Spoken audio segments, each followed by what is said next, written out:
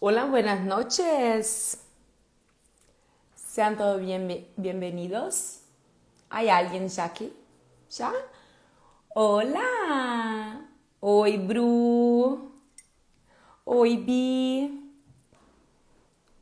E aí, pessoal, tudo bem? Bem-vindos a mais uma live, a mais um Café com Beta. E hoje esse café é super importante para mim, como professora de espanhol, né, como educadora, porque eu vou conversar com uma pessoa incrível, que eu tenho certeza absoluta que vocês vão amar. Até porque o nosso papo não tem como não ser, né, incrível. Oi, Mi! Olha aí, Alisson, Aninha, oi, lindezas! Que coisa mais maravilhosa de ver vocês por aqui! Então, todos sejam muito bem-vindos e se preparem, porque hoje vem coisa boa, hein? Vem coisa boa, eu garanto pra vocês que vocês vão adorar. Então, vamos lá, pegando o cafezinho, né? Se sentando, vendo que o papo vai ser realmente uma delícia, né? Até porque é um papo não simplesmente reflexivo, mas também informativo. Até porque o meu convidado não é simplesmente um vereador aleatório. Ele foi, né, o quinto vereador mais votado da Prefeitura de Porto Alegre. Ele representa muito, né, para nossa cidade, para o nosso estado. E eu conheço, digamos, alguns bons anos, né? Vamos ver onde ele está aqui. Vamos ver. Matheus Teteu, tá aqui o Teteu, achei. Vamos ver.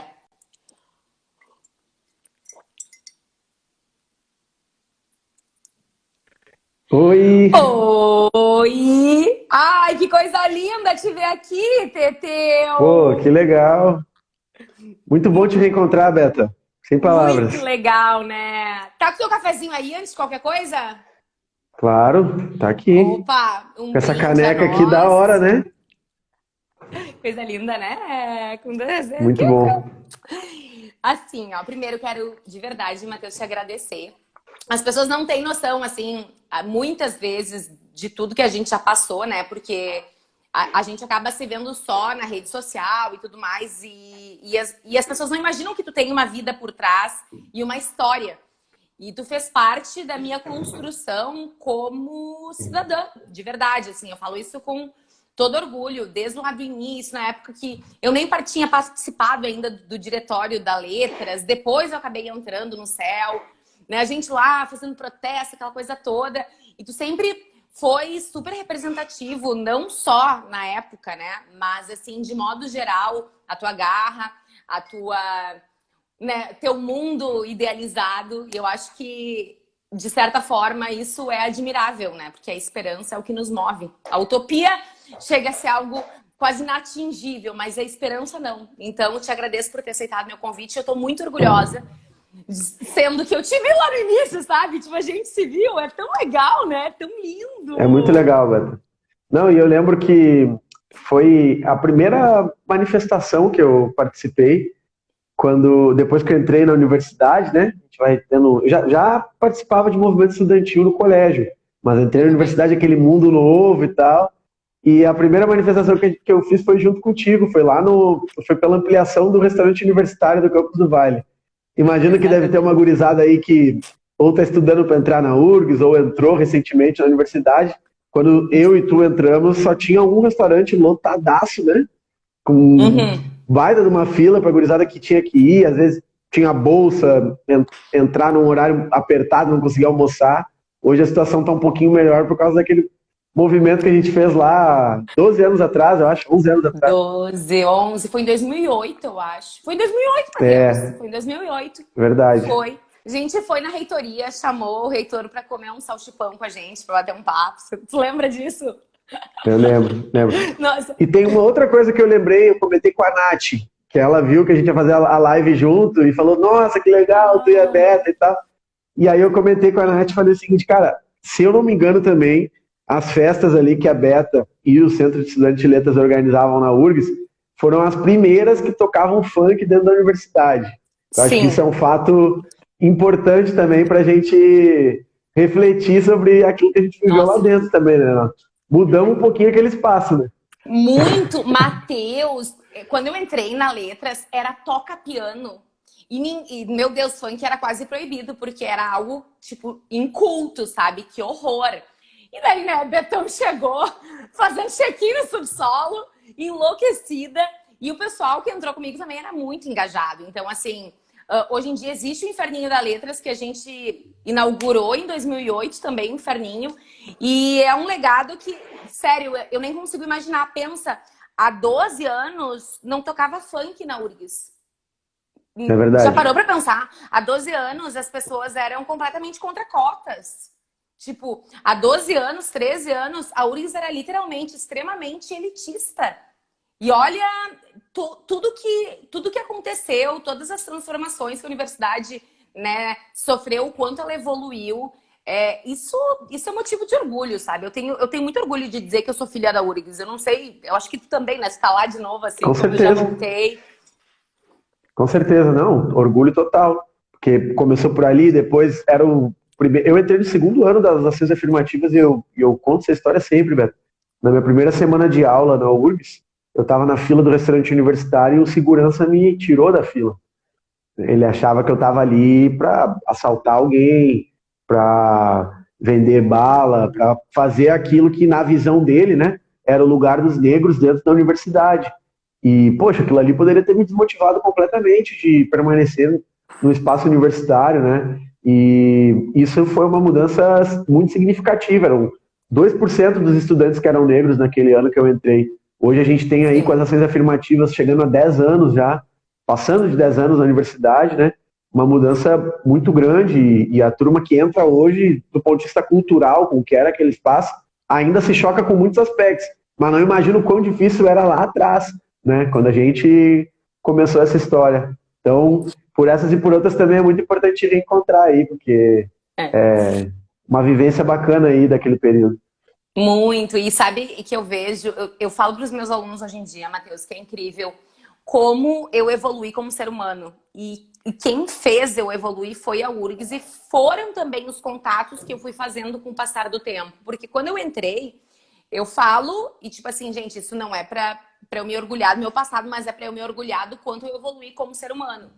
O quanto eu vivia num universo paralelo, eu era extremamente alienada, eu não tinha noção de como era o mundo fora, porque eu sou canoense, hoje em dia eu moro em Porto Alegre, mas assim, eu era canoense, estudei em colégio de freira, eu sou branca, a única coisa é que eu sou mulher, mas se eu fosse homem, eu estaria literalmente no topo da pirâmide, ainda mais naquela época.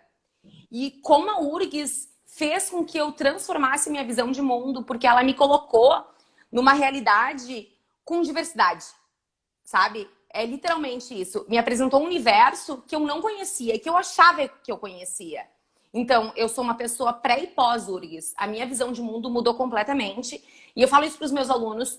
Tipo, eu tenho orgulho do quanto eu evoluí. Eu evoluí de ontem para hoje, literalmente, nesses anos. Mas, às vezes, eu me envergonho do como eu era alienada, sabe? Literalmente, alienada. Porque eu só recebia aquilo que me davam. E na época não tinha tecnologia, não tinha muita coisa. As coisas que chegavam era tudo mastigado. E a gente não era muito estimulado a pensar. Então, quando tu não é estimulado a pensar e tu tá numa zona de conforto, literalmente, tu não pensa, né? Olha só, como a gente consegue refletir. E como isso talvez me descredibilize para as pessoas que me seguem, olhando assim, nossa, mas a Beta, super feminista, agora falando que ela era uma alienada. Sim, eu já fui bem alienada. Que horror. Vou até tomar uma água agora que eu fiquei com Não, mas é calor. um, mas é um, mas é um processo de transformação de consciência que é isso, a gente não tem que ter vergonha nenhuma de falar, né? Porque ninguém nasce com toda a noção do que é o mundo, das suas desigualdades, injustiças, do lugar dos sujeitos na nossa sociedade, bem pelo contrário, a gente vai sendo formado, né? E eu entendo que tu fala do pré e pós-URGS, porque o ambiente acadêmico de produção de conhecimento, ele nos conecta também com outras realidades. E, bom, o curso de letras que tu fez e que eu vivi também de uma forma muito intensa, né? Porque eu trabalhei ali no programa de pós-graduação da Letras por 4 semestres. Eu fiz grandes amigos e amigas na Letras. Eu atuava com o movimento estudantil da Letras. Então tinha muitos professores ali que achavam que eu Comigo. era estudante da Letras.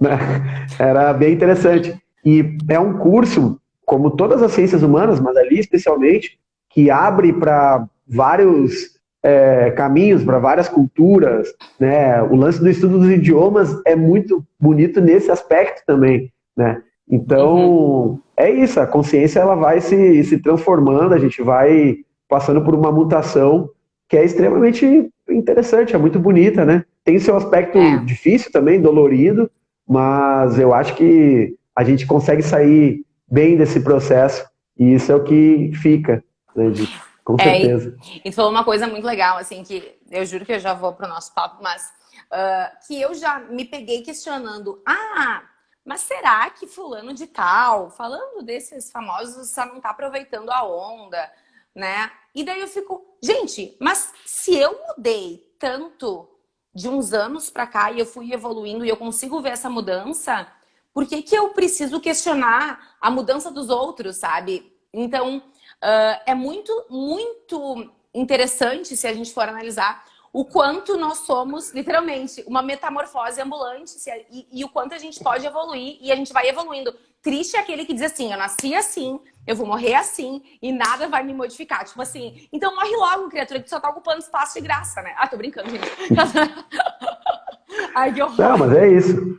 A gente tem que acreditar que as pessoas se transformam. Esse lado de olhar para o humano, ele é fundamental, sabe? A gente pegar tudo que tem de ruim hoje aí espalhado na política e vários outros meios, né? Por trás disso também tem uma crença de que o ser humano ele é ruim por natureza, ele já, sabe? Tem gente que não é Uhum, humano. Eu já ouvi uhum. isso muito na Câmara de Vereadores, quando a gente está falando de questões complexas, como, Olha. por exemplo, criminalidade, né, violência urbana, que envolve diretamente homens e mulheres negros, pessoas de periferia. Tem muita gente que se refere a quem está nessas condições, né? Não digo quem está no crime, as pessoas que vivenciam essa realidade, né? Independente de ter envolvimento ou não, falam, não são humanos, né? Não merecem um tratamento como os outros. A gente escuta essas ideias, sabe, Beto? Hoje, Sério mesmo? inclusive, eu acabei, até fiz uma publicação hoje no meu Instagram, no Twitter, sobre uma situação dessa, assim, né? Um caso grave, difícil, né? Uma família que Uhum. teve 4 homens, né, mortos numa noite, né? E que eles não tiveram o direito de explicar o que aconteceu, né? E logo já foi construindo uma narrativa na imprensa de que eram pessoas que tinham envolvimento com crime, que era isso, que era aquilo, não era. Inclusive, o Alisson foi um desses homens, ia ser o primeiro dos filhos a se formar em direito, certo? A construir uma história que é o que a gente está conversando aqui agora, né? A universidade, essa transformação, não pôde vivenciar isso e não pôde sequer depois ter a verdade sobre os fatos dita, né? Então, isso que a gente está falando é acreditar nas pessoas em primeiro lugar, né? Acreditar que a Uhum. gente tem condição de se transformar, de transformar os outros e de mudar essa realidade difícil, né? A gente está falando de coisa tão boa, eu já vejo, já trago um assunto É. pesado, enfim, mas é a nossa vivência no dia a dia, sabe? E a gente tem que Uhum. acreditar que dá para mudar ela, sabe? Eu boto muita fé Não. nisso. Não, eu também boto, Matheus, porque assim, quando eu penso em pessoas que podem nos representar de alguma forma, e tipo, tu vê políticos e políticos, daí tu vai dizer assim, bom, eu quero que tu te apresente, inclusive, pra quem não te conhece, mas assim, tu não é um político perdido, que tem gente que só quer ir pra política para se dar bem. E eu te conheço, e eu falo isso, gente, de verdade. Depois isso aqui vai ficar gravado, daqui a um tempo, se alguém for ver de novo, eu digo, eu conheci o Matheus em 2008, num protesto da URGS, então assim, a gente teve um convívio e ele sempre foi uma pessoa esperançosa. Ele sempre acreditou, tu sempre acreditou e num mundo melhor. Então, te ver hoje onde tu tá, primeiro, eu vejo, eu sinto muito orgulho de ter participado desse processo e ter visto, né, onde tu chegou. É muito legal tu ver os teus amigos, os teus colegas, pessoas queridas por ti, que estão crescendo, estão evoluindo e estão fazendo diferença. E ter alguém que possa me representar como cidadã, como professora, como mulher também, de alguma forma. Não é ocupar o meu lugar de fala, mas que sim, tenha voz, que possa me dar voz em algum lugar, sabe? Então eu fico muito feliz, né, de saber que tu chegou onde tu chegou e eu torço demais para que tu possa crescer cada vez mais, porque tu realmente, né, é uma pessoa, né, intrinsecamente do bem, assim, de verdade. Eu tô muito feliz e muito orgulhosa de ti. Ai, que coisa linda, né, gente? Sem palavras. Eu felizão em ouvir isso e poder conversar contigo. Ai, Matheus, mas vamos lá. Olha só. Por que que eu te chamei aqui? Vou ser bem sincera, tá? A pessoa, né? A pessoa não, nem preparou direito Teteu, mas Teteu aqui vai tomar ali. Causar, tô brincando. Olha só, não sei se tá ligado, mas quando eu falo de língua espanhola, embora tenha o espanhol com beta, eu tenho meu curso, existe uma coisa muito maior, que é a minha formação, que é a minha profissão, tipo, é a minha vida. Eu sou professora. E eu realmente acredito que o espanhol, ele faz parte do nosso meio como um instrumento, claro, para chegar a novas culturas, mas também como algo identitário. Porque, né, pensa Brasil, Mercosul, aquela coisa toda, né, pra gente se sentir parte da América Latina. Só que em 2016 rolou uma medida provisória que acabou em 2017 virando uma lei e tirando o espanhol, né, da obrigatoriedade, enfim. Tipo assim, se alguma escola quiser ofertar espanhol, tá, pode, mas o que que acontece? As escolas muito ricas, extremamente elitistas, oferecem espanhol, as escolas mais caras de Porto Alegre oferecem espanhol, e o restante tirou por uma questão de gasto, né? E a obrigatoriedade, obviamente, novamente ficou do inglês. Eu não acho que o inglês não seja importante, gente, pelo amor de Deus, né? Vocês sabem que eu sou super adepta a inglês. Imagina, só que se a gente pensa nas línguas, a primeira língua mais falada do mundo é mandarim, a segunda é espanhol, com 450 milhões, mais ou menos, a terceira é inglês. E para a economia mundial, além de tudo, é a segunda língua mais importante. Então, por isso que eu te chamei aqui, porque, enfim, tu é alguém representativo, né? Não só politicamente falando, mas de modo geral, uma pessoa representativa para mim. E eu sei que também tu tem noção do que é estudar um idioma. Então, assim, te ter aqui no canal é muito importante, muito importante. E porque a visão que eu tô dando é simplesmente de uma professora de espanhol que acha que espanhol é importante. Daí as pessoas podem dizer que burra, ela podia estar vendendo curso. Mas é que vai muito além, entendeu? Porque aí vai nas coisas que eu acredito. E eu gosto de conversar com pessoas de outras áreas, principalmente das humanas, admito. E tu, agora, né, te apresenta, diz o que tu fez, Matheus, que senão não para de falar, por favor. Bom, para quem está me conhecendo agora, é que a gente acabou falando já de muitos aspectos da nossa formação, né, Beto? Mas não falei o que eu estudava, né?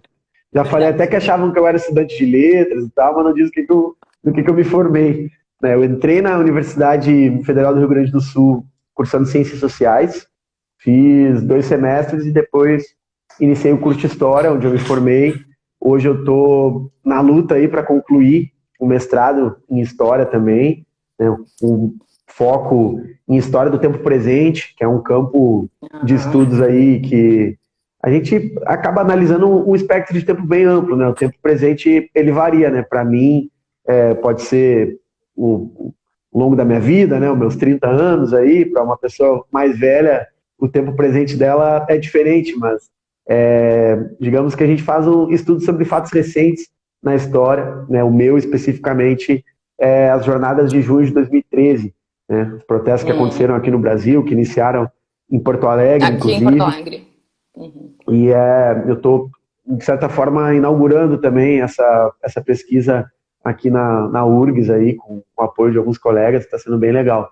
Mas, enfim, para além disso, eu já trabalhei os últimos 3 anos no IBGE, né, já fiz outras atividades também aí na luta para sobreviver, e desde o início desse ano, né, assumi o mandato agora como vereador, o primeiro mandato da primeira bancada negra de Porto Alegre, né, com a honra de ter tido aí quase 10 mil votos na cidade, processo bem interessante, que nos encheu de orgulho, assim, né, porque uma mudança bem radical também na estrutura ali que era a composição da Câmara de Vereadores até esse momento.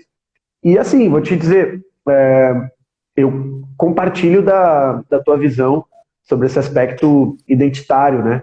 E te ouvindo agora, acho que não foi à toa que essa PEC foi aprovada em 2016, né?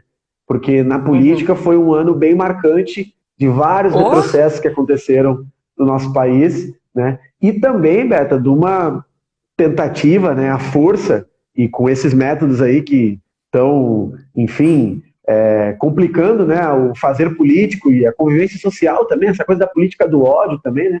ela vem de um determinado lugar, né? E vem de uma influência também geopolítica sobre o Brasil, que enxerga a América Latina, né, como um aspecto secundário, como um ambiente único e exclusivamente de superexploração, de dominação, certo? Nós estamos falando, em última instância, né, do interesse econômico que vem dos Estados Unidos mesmo sobre o Brasil e acaba influenciando várias áreas da vida social, educação, economia, cultura, certo? Isso é uma realidade. Isso faz com que os políticos no Congresso se sintam à vontade de dizer que não, espanhol não é obrigatório, sendo que nós somos parte da América Latina, nós fazemos divisa com países que falam a língua espanhola, que representam diferentes ramos, inclusive, né, dessa cultura aqui, que na verdade a gente fala em cultura espanhola, é cultura latino-americana, né, cultura construída aqui também pelos povos originários, né, do nosso continente, enfim, e isso está sendo negado para uma parcela significativa da nossa população nesse momento. E eu realmente acho que é um problema para a gente se pensar como cidadão aqui na cidade de Porto Alegre, no Rio Grande do Sul e no Brasil.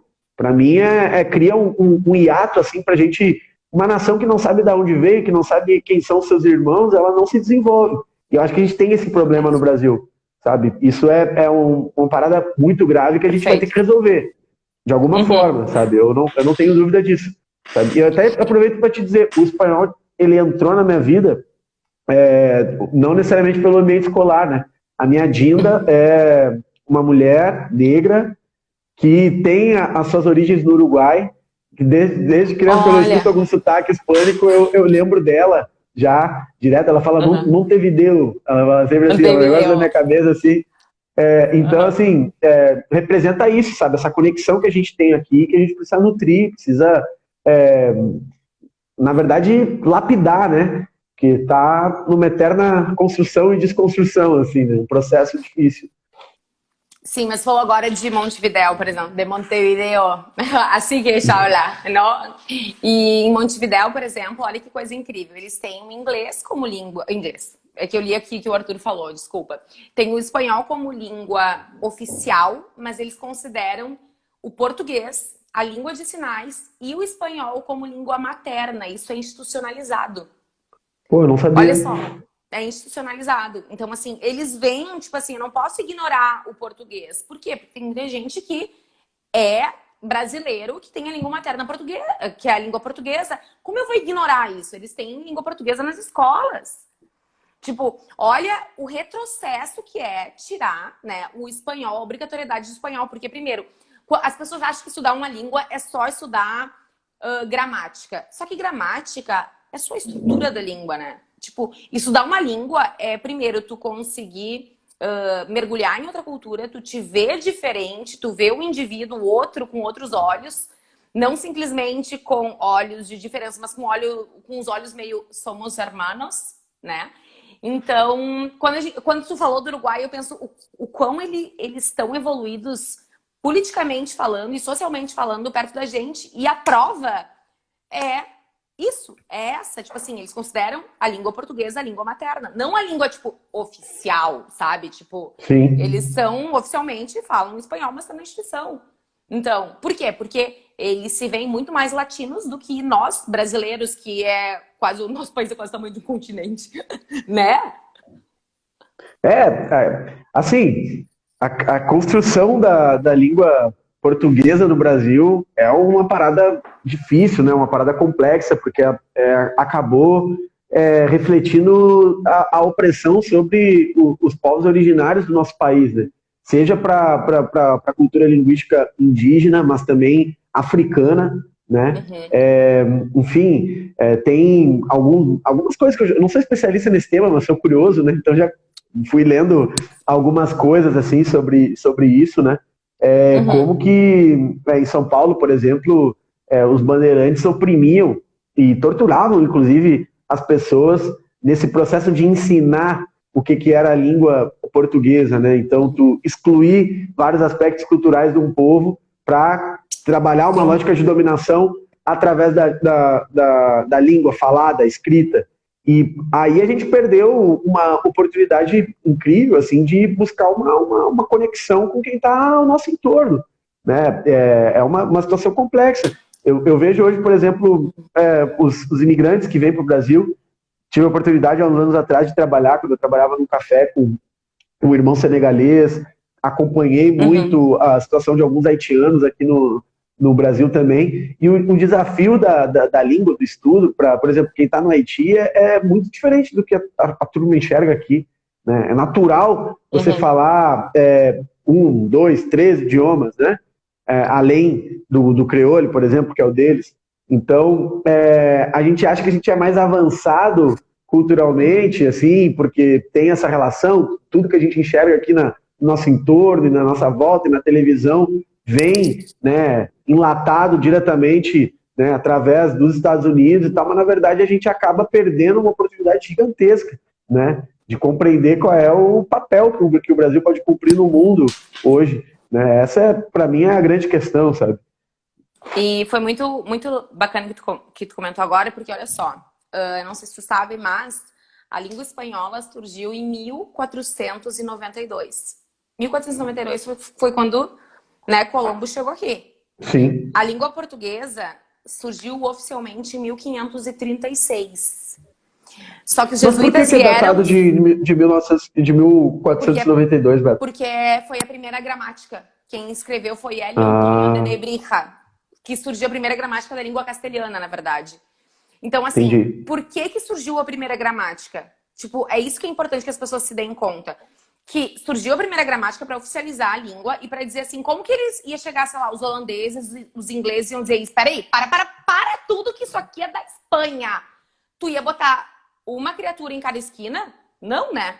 Porque se botasse uma criatura em cada esquina, a pessoa ia morrer com a chegada dos navios.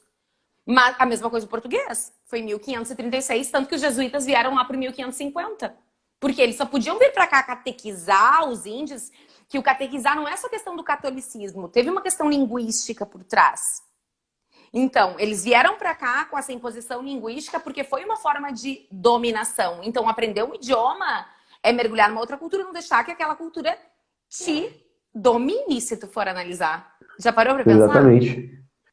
Eu não tinha essa datação na cabeça, assim, relacionada à gramática ou à fundação da língua, mas é exatamente disso que a gente está falando, né? Exatamente. E daí, por que a gente não... Por que é tão importante, tipo assim, minha visão, o espanhol, principalmente no ensino público? Porque a galera que tem mais condições, tem grana, pode fazer um cursinho por fora. Mas, primeiro, é mais fácil pra gente aprender do que aprender inglês. Muito mais fácil, porque uma língua irmã. Pensa, Matheus, olha só. Até 1500 era a mesma língua. Tipo, era um latim transformado, mas era latim. Então, é uma língua muito nova. Ambas são muito novas. Então, é mais fácil pra gente. Então, é mais fácil, literalmente, pro pobre, pro negro, pro cara que não teve oportunidade de fazer um curso pago, que talvez não teve tanto acesso ao inglês só com aquela coisa do imperialismo norte-americano. Tipo assim, é muito mais fácil pra ele, sim, ser bilíngue. Então, tu tá tirando uma oportunidade que no mercado de trabalho faz diferença. Tu tirar o ensino de espanhol. Então, é disso que eu falo, sabe? Da importância de tu te ver como indivíduo, mas também de tu ter mais espaço e mais representatividade e ter mais valor no mercado de trabalho. Tipo, tem pesquisas que dizem que 35%, é mais ou menos 35% que aumenta o salário de quem fala espanhol. Quem fala inglês chega a 50%. Mas quem fala espanhol é 35%. Sim. Por que as pessoas não sabem disso? Por que o espanhol ele não é obrigatório nas escolas se é mais fácil pra gente aprender? Porque não querem que a gente se veja como nós somos. Eu acho que querem nos dominar. Tipo na Espanha. Na Espanha querem falar, aqui só fala espanhol. Na Espanha eles falam 6 idiomas. No México eles falam mais de 60. Na Colômbia mais de 50. E aqui essa coisa de tem que ser português. Bom, eu não sei muito história nesse quesito, mas assim... A gente tem, sei lá, 200 anos oficialmente, desde quando... 200 anos oficialmente não, mas assim, entre aspas, de investimento e não só exploração. Foi a partir de 1808, acho que começaram a investir, não só explorar o Brasil, né? Então, se a gente tem 200 anos, esses 200 anos, durante um bom tempo, teve ditadura, na era Vargas, depois teve ditadura militar. Então, assim, tu não pode dar ferramentas para as pessoas pensarem ou se identificarem com outras culturas. E agora estão fazendo, novamente, a mesma coisa. E é aí que eu acho que eu te chamo e digo, Teteu, vem cá, vamos conversar. Eu preciso de pessoas que tenham voz. Eu preciso usar esse espaço, eu preciso usar o espanhol com beta, não só para dar dica de espanhol, de gramática. Eu preciso usar esse espaço, porque assim, por mais que eu não queira ir pro lado da política, realmente não é minha praia, mas eu acredito realmente no mundo melhor, sabe? E por isso que tu tá aqui, sabe? Porque eu acredito em ti, eu te falei isso. Né? E eu acho Claro. que a Mas gente as tem que coisas se unir. é isso, né, Beta? Eu hoje estou numa representação institucional, né? Como vereador, fui Uhum, eleito pelo voto popular para cumprir essa missão. Mas eu acredito que o poder político ele parte dos anseios legítimos da população. Por exemplo, tu representa isso aqui, ó, a gente está conversando sobre a necessidade do ensino de espanhol e tudo que isso reflete na nossa vida. Nós já falamos aqui de questão econômica, né, de uhum. cultural, sabe, de uma série de interlocuções que o aprendizado da língua espanhola no ensino público poderia proporcionar para milhões de pessoas no nosso país. E isso é também disputa de visão de sociedade, né, disputa de Uhum. poder, em última instância, né, que é uma palavra que às vezes a gente tem um pouco de medo de falar, É, mas é isso, né? Conhecimento, enfim, cultura é poder, certo? É disso que a gente está é. falando, né? É Então, empoderamento, né? exatamente. O empoderamento ficou uma palavra mais Uhum. fácil, assim, de traduzir isso que a gente está falando agora, né? Recentemente, mas é isso. Então, de fato, a gente precisa ver, né, hoje, no meio institucional, como fazer isso. Por exemplo, recentemente lançaram um concurso aqui em Porto Alegre. Concurso não, Uhum. chamado para contrato, né, de professores. E a gente Uhum. teve que fazer uma mobilização, né, com o movimento Fica Espanhol aqui Uhum. na cidade de Porto Alegre e através do nosso mandato também para garantir que a prefeitura colocasse lá as vagas para professores de espanhol na rede municipal, né? Se não houvesse a PEC lá de 2016, a gente não precisaria estar fazendo isso, mas agora em cada município, e aí a importância a gente estar conversando aqui nesse momento, né, porque eu imagino que pode ter pessoas assistindo que não sejam necessariamente de Porto Alegre, enfim, mas em Sim. cada município do Brasil, nesse momento, a gente vai ter que fazer essa reivindicação aparecer.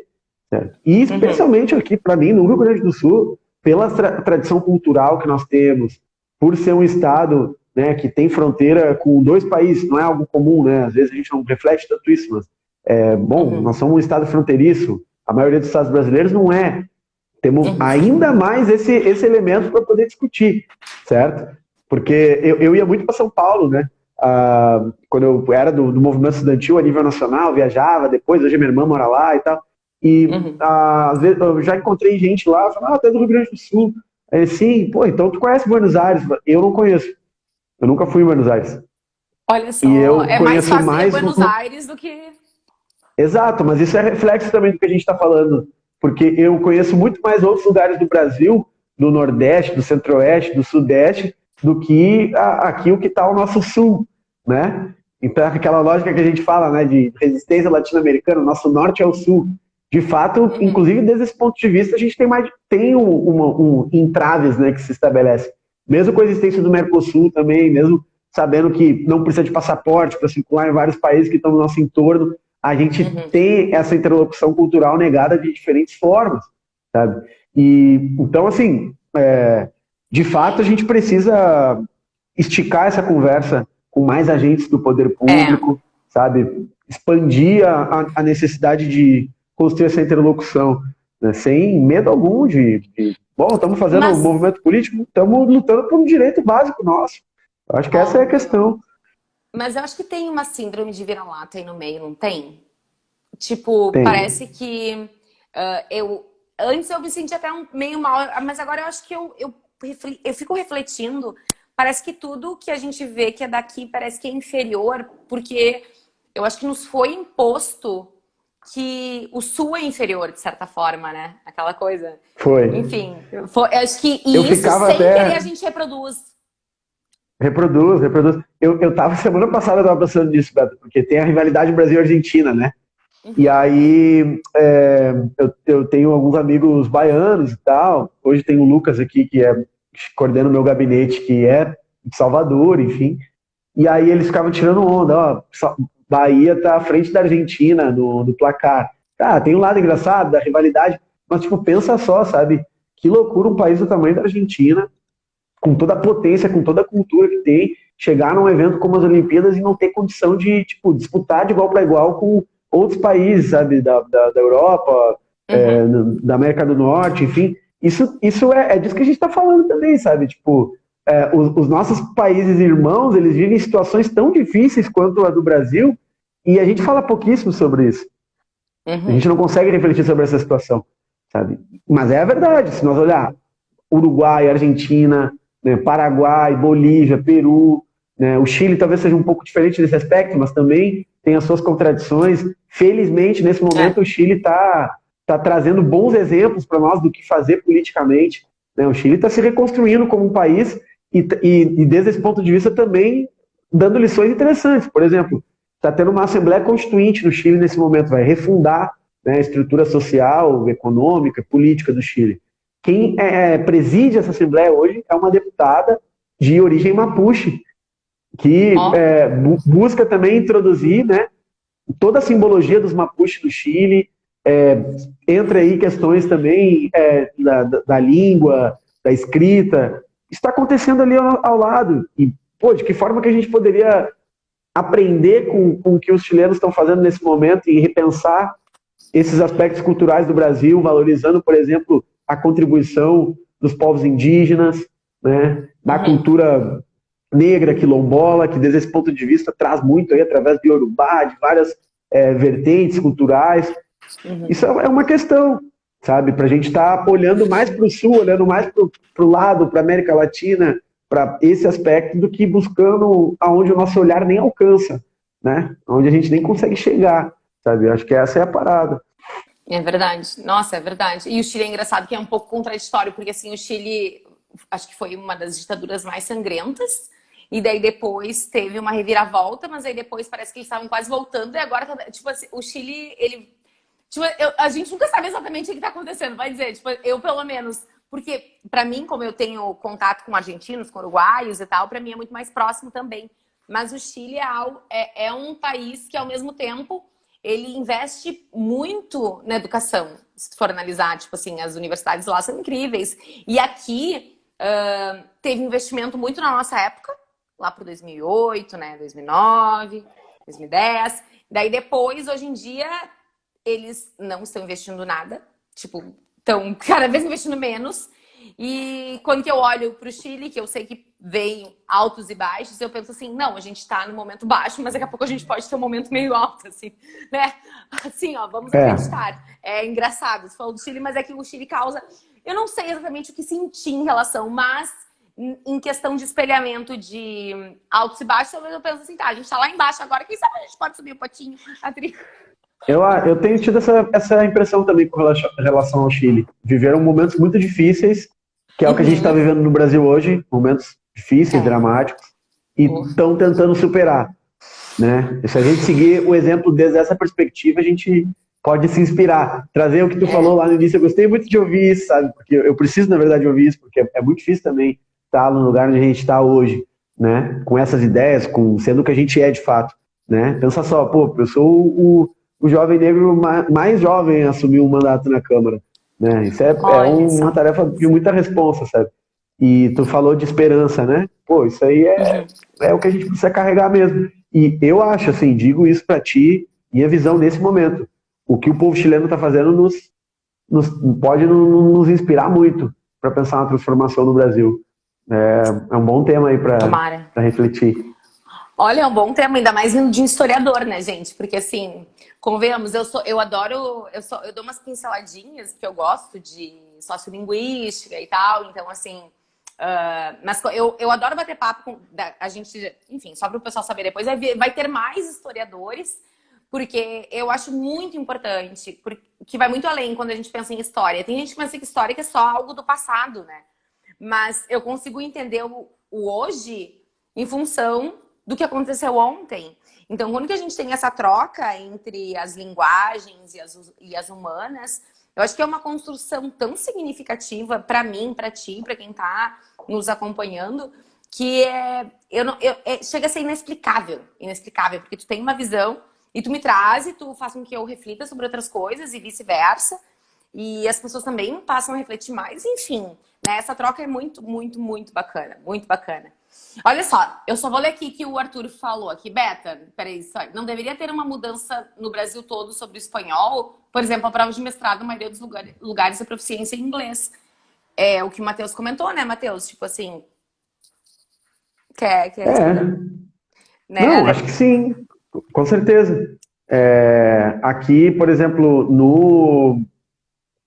no mestrado, dá um exemplo, na história, a gente não pode fazer proficiência em espanhol. Não? Já tem que ser obrigado direto no inglês. Nossa, mas isso é muito contraditório. É, Isso é engraçado, né? Porque, teoricamente, história, URGS, tipo, eu juro que eu esperaria que tu pudesse comprovar proficiência em qualquer idioma, porque ainda mais. Enfim. porque tem uma visão assim que acontece, tipo, quando tu entra lá no curso, direto no primeiro semestre o professor já te dá uma calhambada de texto em espanhol. E aí tem que se virar. Né? A universidade Uhum, não tem essa preocupação também com quem não teve acesso no ensino público. Eu uhum, fiz espanhol no ensino médio, no ensino fundamental ali, se eu não me engano, quando eu troquei de colégio, na sétima e na oitava série eu fiz, mas o que me deu mais formação no espanhol foi a militância, né, porque uhum, eu acabei frequentando vários espaços, né, com, enfim, argentinos, chileno, e convivia com a turma desses países, discutia, tinha reunião, aí tinha que ler texto, aí via vídeo, aí ficava uma semana lá com a turma lá e aprendi um uhum. monte de coisa e tal. Então, para mim foi a militância mesmo que me deu Diversão. essa formação. Tanto é que eu peguei até algumas. Para mim é muito mais fácil de ler textos políticos, né, coisas que já Uhum. estão nesse linguajar do que, bom, uma literatura, sabe, é mais difícil. Mas estou te dizendo porque é assim que é lá na URGS. Então os caras já acham que tu vai entrar no mestrado dominando o espanhol, que não é verdade, entendeu? No meu Lattes lá tá Sim. assim, lê bem, né, fala pouco e escreve pouco. Aquela definição do Lattes lá de Sim, sim, sim. como que a gente se relaciona, né, com as línguas e tal. Então, ler realmente eu consigo levar legal, mas é uma contradição, eu concordo contigo. Eu acho que se a gente fosse pensar, né, em enfim, o que que significa, principalmente essa relação das ciências humanas, deveria espanhol ser, sim, o centro Claro. aí nesse sentido das proficiências.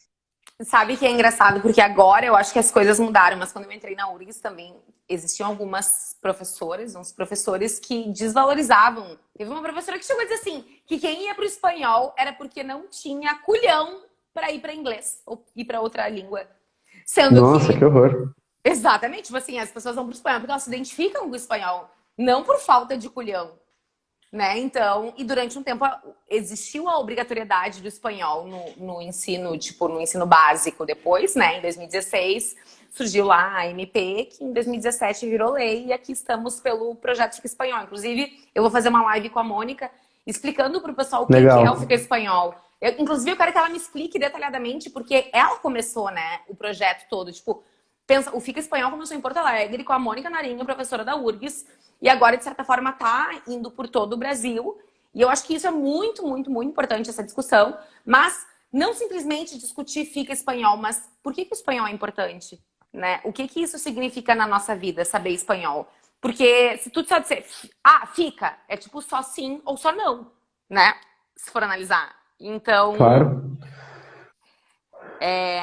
olha só, Matheus, tem uma pergunta para ti aí. Eu tô olhando daqui, ó. Matheus, lê aí que eu. Qual? Essa do Tu Gomes aqui? É isso? Isso. Tá, Isso. vamos ver. Bom, você sabe se o fato dos nativos receberem nome de indígenas tem alguma relação com o fato de querer chegar às Índias? Não sei especificamente dessa questão.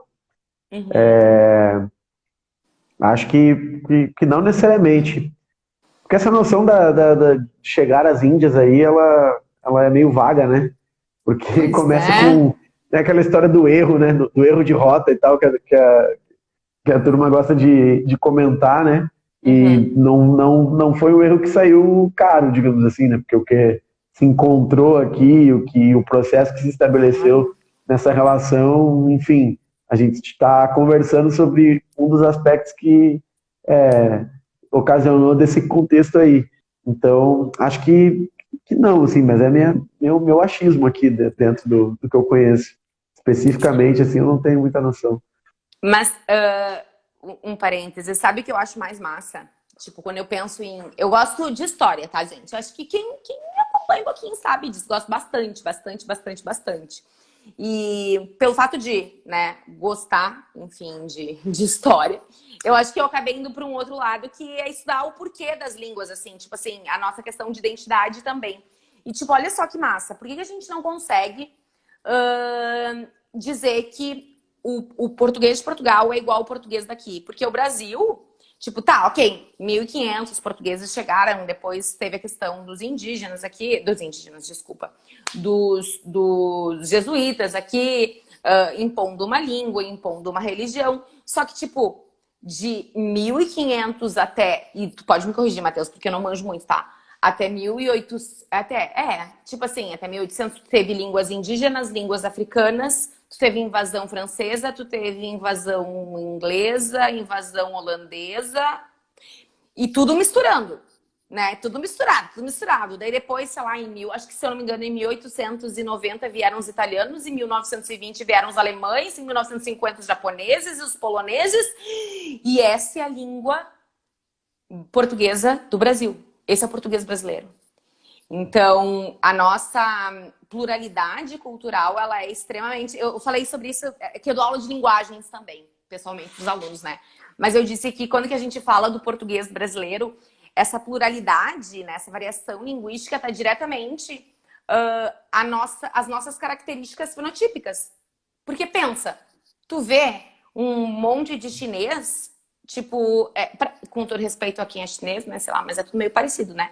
Mas, tipo assim, tu vê que são chineses. Tu vê os alemães, tu vê que são alemães. Mas tu vê brasileiro, tipo, tu é brasileiro.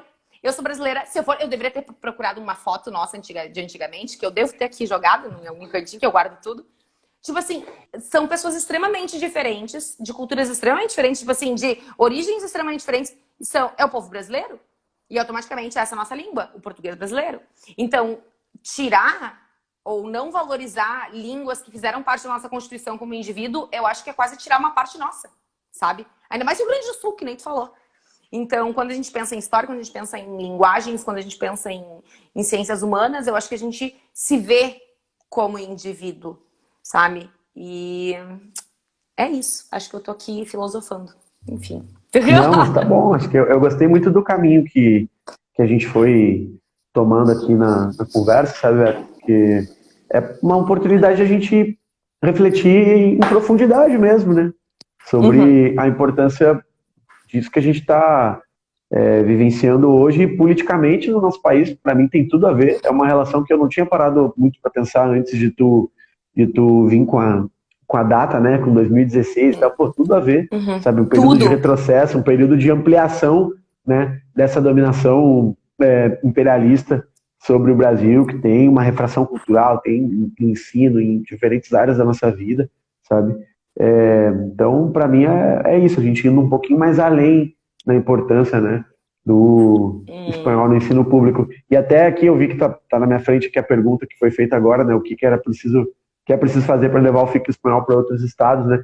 Eu não sabia que o movimento aqui estava se expandindo, né, para outros lugares. Eu Uhum. tinha falado até anteriormente, não sei se o colega ali estava assistindo já a live, né? Mas eu falei do caso aqui de Porto Alegre, onde a gente recentemente fez um movimento sobre a Secretaria de Educação, né, e a Prefeitura para garantir a continuidade de contratação de professores para espanhol nas escolas do município, né? E, infelizmente, a gente está fazendo isso porque, bom, tem a PEC que, enfim, deixou ao sabor da vontade de cada gestor, né? Algo que deveria ser, como a gente está discutindo aqui agora, né? Obrigatório. Então, eu penso que cada Uhum. município, cada estado vai ter que fazer uma cópia do que está sendo feito aqui em Porto Alegre, ao seu modo, enfim, né? Mas conseguir discutir com a sociedade a necessidade de ter a obrigatoriedade do ensino de espanhol e o quanto que isso agrega, enriquece culturalmente, né, a educação brasileira. E tirando, Matheus, que esses dias eu fiz uma live com uma professora do Recife, a Lu, e ela disse que não só ela, mas muita gente ficou desempregada. Então, assim, Claro. é um retrocesso. Se alguém quiser pensar só em economia, primeiro, tu quer pensar em economia? Então, assim, lindo. Convenhamos que educação não é gasto, educação é investimento, né? Mas se tu só for pensar economicamente, no momento que tu causa desemprego, tu tá causando um retrocesso social e, de modo geral, econômico, né? Então, se tu não quiser ver pelo lado de investimento, de fazer com que as pessoas, né, tenham, sim, uma educação de qualidade, uma educação muito melhor, então, tu pode pensar, não tu, né, Matheus, mas você entendeu? Mas, tipo assim, a pessoa pode pensar economicamente falando.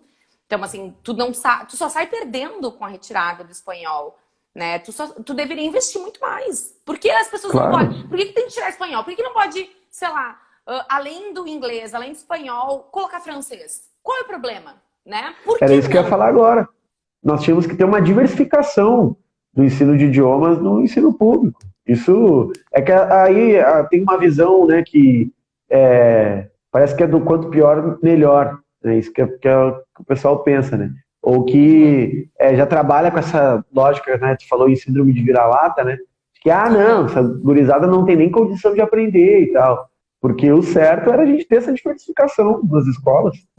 Exatamente. Italiano, mandarim, como tu disse, hoje é a língua mais falada do planeta. Por que a gente não discute isso, não debate? Aqui a URGS a gente sabe, né? No Instituto de Letras ali foi pioneira nesse sentido. Tem o Instituto Confúcio lá, né? Faz uma série de interlocuções. Bom, isso deveria estar ao acesso das pessoas, porque contradiz com o que é o mundo aberto para a juventude hoje, por exemplo, que entra no TikTok e, cara, ali tem contato com uma série de coisas. Pô, o cara mais viralizado hoje do TikTok é o Kabi, né? É um italiano, eu não sei exatamente a origem dele, mas é origem africana, né? Na Itália tem muitas lances da imigração e tal, e tá ali, tá em contato, milhões de pessoas veem ele do mundo inteiro, e ele tá interagindo com gente do Japão, da Coreia. O K-pop é um dos estilos mais ouvidos no Brasil hoje pela juventude, e por que a gente não pode ter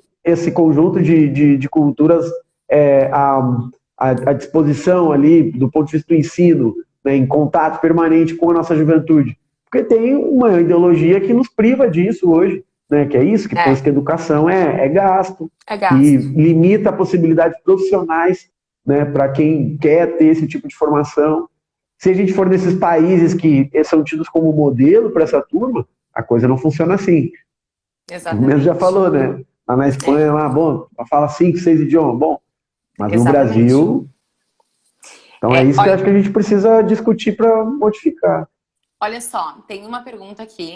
Gente, eu vou fazer essa pergunta aqui do Alisson e a gente já tá aqui há 50. Tu tem noção que a gente já tá aqui há 50 minutos, Matheus? Tu tem noção disso? Não sei se mais ou menos, eu vi a hora agora há pouco aqui.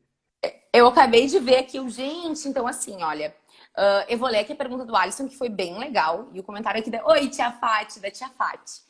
Beto e Matheus, vocês acham que esse plano de não promover linguagens nativas da América Latina, como por exemplo o espanhol, tem como objetivo atrapalhar a nossa união com os outros países latinos?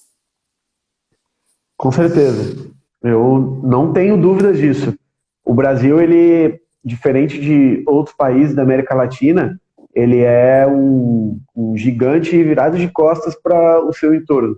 Sabe? É um país continente, é tudo isso que a gente fala, mas é um país latino-americano que tem essa origem histórica no mesmo processo político de dominação, de superexploração que os outros países do nosso continente também vivenciaram, né, e que a partir daí, né, se desenvolveu também toda a nossa formação econômica, social, cultural, o conjunto de desigualdades.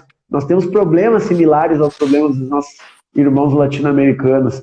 E eu acho que quando a gente se reconhece como parte, né, do mesmo contexto, do mesmo cenário de dificuldade, a gente também cria mais condição de ter laços de solidariedade, laços políticos, laços de união. E existem projetos na América Latina que propagam isso e que há uma barreira para o Brasil se unificar a eles, né? Em vários países da América Latina é comum a gente ouvir falar na pátria grande, né?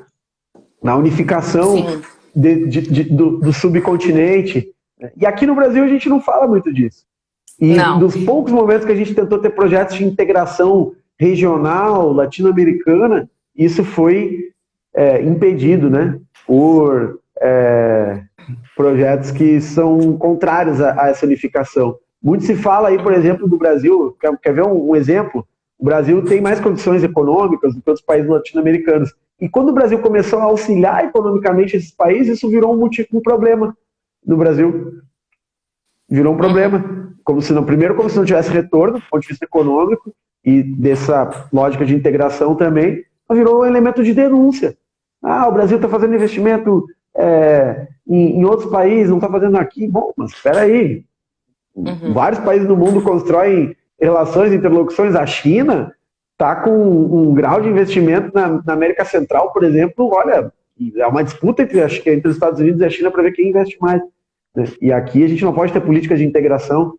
Então, sim, eu penso que é uma lógica de dominação, sabe, que a gente tem que combater. Não, e é engraçado que tu falou isso, e é tão paradoxal que todo mundo fala de União Europeia como se fosse um grande exemplo a ser seguido, e na hora de seguir não faz. Né? Tu começou a falar, eu pensei assim, gente, mas a gente super fala de União Europeia, de euro, de como a Alemanha ajuda os seus países vizinhos, enfim, né? E a gente parece que mesmo admirando tem que fazer um movimento retrógrado. Exatamente.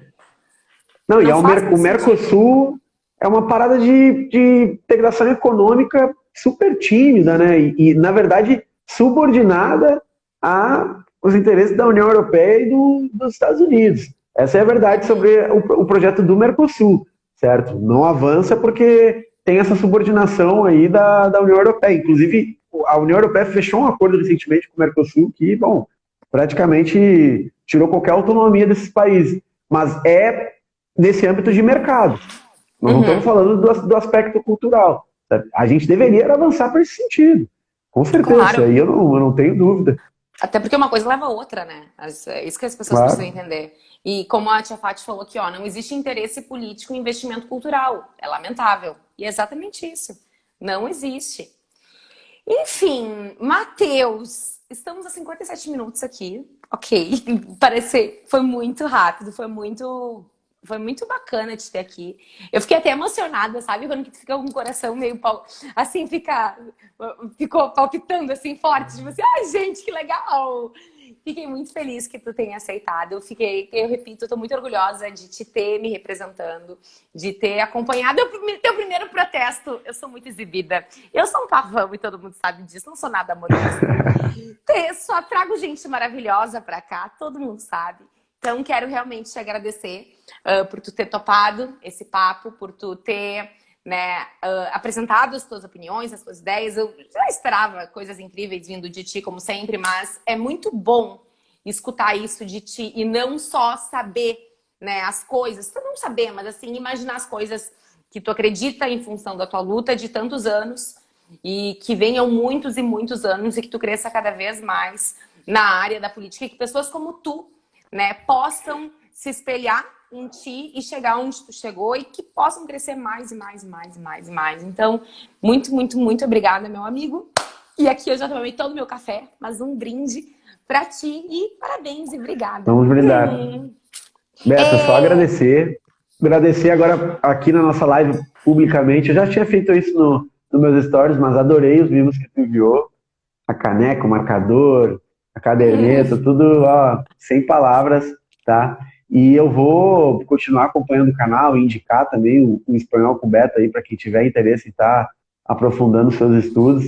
Foi um momento muito bacana aí a gente poder se reencontrar, trocar ideia e tenhamos outros, né? Espera isso aí que em breve se encontre também por aí, possa estar trocando muita ideia, fazer uma conversa presencial aí com teus alunos aí, é só me chamar que a gente organiza. Com certeza, o pessoal gostou bastante, eu também. Então é isso, gente. Até a próxima. Terça-feira que vem tem mais live. Toda terça. E a gente se vê. Dale. Beijo, Teteu. Bom te ver. Beijão, Beta. Beijo, Até tchau, mais. gente. Até. Valeu.